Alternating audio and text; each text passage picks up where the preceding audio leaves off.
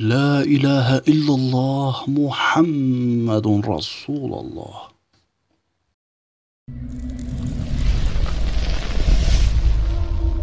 Hadislerde buyurulmuş ki cehennemden en son çıkacak olan kimse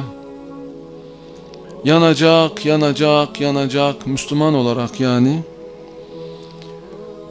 Kafir zaten cehennemden çıkmayacak. Müslümanlardan cehennemde en uzun kalan kimse artık dayanamayacak, diyecek ki ey Rabbim mahvoldum burada. Bari beni biraz şöyle çevirsen de uzaktan cenneti bir görsem olmaz mı?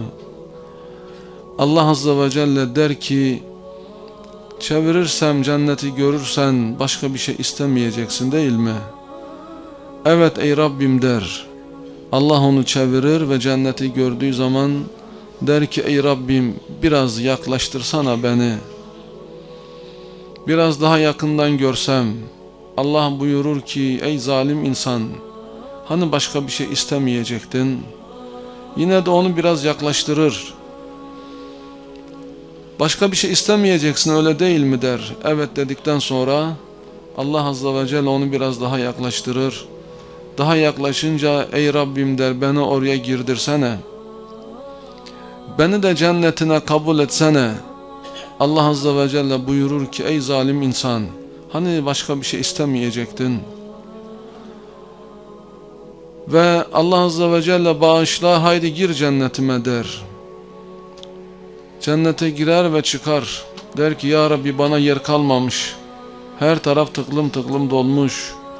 Allah buyurur ki gir sana orada yer çoktur. Girer.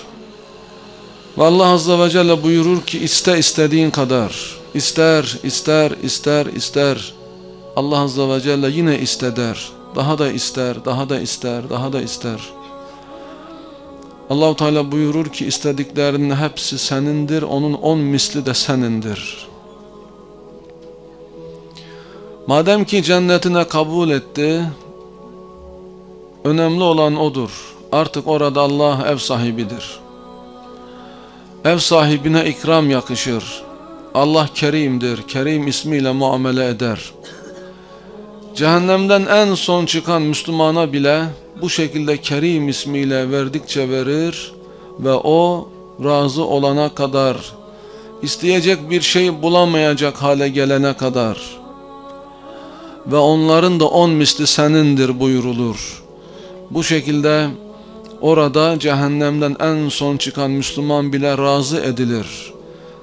Cennete girip de razı olmayan olmaz.